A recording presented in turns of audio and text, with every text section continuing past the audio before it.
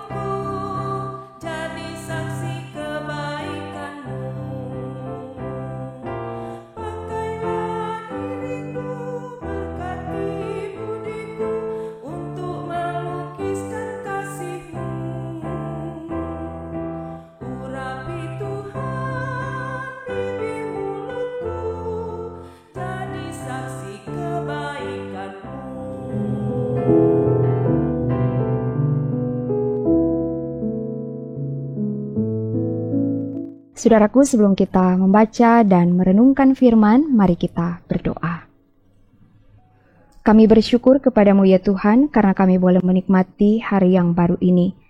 Tuhan memberi kami kesempatan untuk melanjutkan hidup dan karya kami. Dan karena itu, kami mau bekali kehidupan kami dengan firman. Biarlah firman yang akan diberitakan boleh meneguhkan iman kami dan menuntun kami untuk hidup melakukan kehendak Tuhan. Dalam nama Tuhan Yesus kami berdoa. Amin. Saudara-saudaraku yang dikasihi Tuhan, mari kita membaca bagian Alkitab yang menjadi perenungan kita di hari ini dalam 1 Korintus pasal 15 ayat 7 dan 8. Demikian bunyi firman Tuhan. Selanjutnya ia menampakkan diri kepada Yakobus, kemudian kepada semua rasul.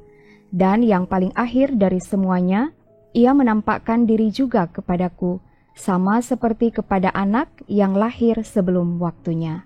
Demikian pembacaan Alkitab dan tema renungan di hari ini, penampakan untuk menguatkan. Saudaraku yang dikasihi Tuhan, sesudah kebangkitannya, Tuhan Yesus berulang kali menampakkan diri dalam berbagai momen, baik kepada pribadi maupun kepada sekelompok orang, sebagai pembuktian bahwa dia benar-benar bangkit dan hidup. Nah, dalam ayat-ayat yang kita baca hari ini pun, Rasul Paulus kembali menyebutkan 3 penampakan Tuhan Yesus. Pertama kepada Yakobus. Yakobus yang dimaksud di sini kemungkinan besar adalah saudara Yesus. Kemudian kepada semua rasul, dan terakhir kepada Paulus sendiri. Yang pasti, penampakan Tuhan Yesus ini memberi dampak yang sangat besar bagi mereka, mengubahkan, menguatkan, dan meneguhkan mereka menjadi saksi Kristus. Yakobus, dia menjadi orang yang punya peran penting dalam pertumbuhan iman jemaat di Yerusalem. Demikian juga semua rasul, mereka memiliki keberanian, mereka punya semangat dan penuh sukacita untuk bersaksi. Dan Paulus sendiri mengalami transformasi yang luar biasa dalam hidupnya. Nah, saudaraku yang dikasihi Tuhan, mari kita lihat dalam bagian firman ini bagaimana Paulus menyebut dirinya seperti seorang anak yang lahir sebelum waktunya, atau yang kita kenal dengan lahir prematur. Seakan-akan dia mau gambarkan bahwa prosesnya menjadi seorang rasul terjadi secara tidak alami atau tidak normal. Di sini Paulus mengakui bahwa dia berbeda dengan rasul-rasul yang lain, karena dia dipanggil oleh Tuhan Yesus pada waktu yang tidak disangka-sangka. Kejadiannya begitu mendadak, yaitu ketika dia dalam perjalanan ke Damsyik. Kita bisa lihat bagaimana kisah pertobatan Saulus dalam Kisah Para Rasul pasal yang ke-9. Akan tetapi, meskipun Paulus muncul belakangan, dia menegaskan bahwa penampakan Tuhan Yesus kepada dirinya telah mengubahkan dia dari seorang penganiaya jemaat menjadi seorang rasul pemberita Injil. Saudaraku yang dikasihi dan diberkati Tuhan, pengalaman Yakobus, Paulus, dan semua rasul mengingatkan kita bahwa setiap perjumpaan dengan Tuhan Yesus pasti memberikan dampak yang luar biasa. Tuhan Yesus bisa mengubahkan sesuatu yang tidak mungkin menjadi mungkin, karena Dia adalah Tuhan yang hidup, Tuhan yang Maha Kuasa. Saudaraku, mungkin kita tidak mengalami perjumpaan yang luar biasa seperti pengalaman Paulus, tapi percayalah, ketika kita mau memberi hidup untuk dipakai oleh Tuhan, maka dalam hal-hal yang sederhana pun kita bisa merasakan bagaimana pekerjaan Tuhan yang ajaib dan luar biasa.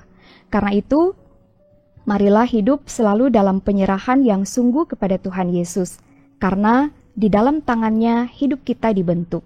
Hanya oleh kuasanya hidup kita diubahkan, dan dengan kuasanya juga kita diurapi untuk menjadi saksi yang melukiskan kasih dan kebaikan Tuhan Yesus kepada semua orang. Amin. Mari kita berdoa.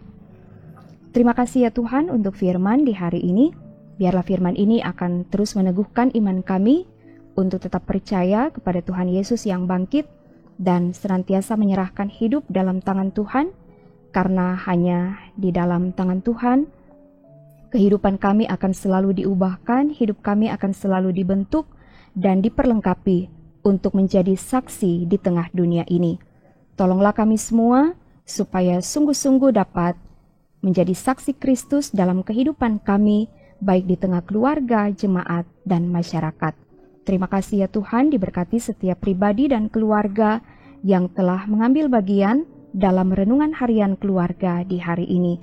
Diberkati segala harapan kerinduan kami, diberkati semua rencana kami, diberkati semua pekerjaan yang akan kami lakukan. Biarlah semua boleh berhasil dan berjalan sesuai dengan kehendak Tuhan. Ini doa kami, di dalam nama Tuhan Yesus yang sudah mengajar kami berdoa. Bapa kami yang di sorga, dikuduskanlah namamu. Datanglah kerajaan-Mu, jadilah kehendak-Mu di bumi seperti di sorga. Berikanlah kami pada hari ini makanan kami yang secukupnya, dan ampunilah kami akan kesalahan kami, seperti kami juga mengampuni orang yang bersalah kepada kami. Dan janganlah membawa kami ke dalam pencobaan, tetapi lepaskanlah kami daripada yang jahat. Karena Engkaulah yang mempunyai kerajaan, dan kuasa dan kemuliaan sampai selama-lamanya. Amin. Saudaraku, demikianlah renungan harian keluarga di hari ini. Terima kasih, Tuhan Yesus akan selalu memberkati. Shalom.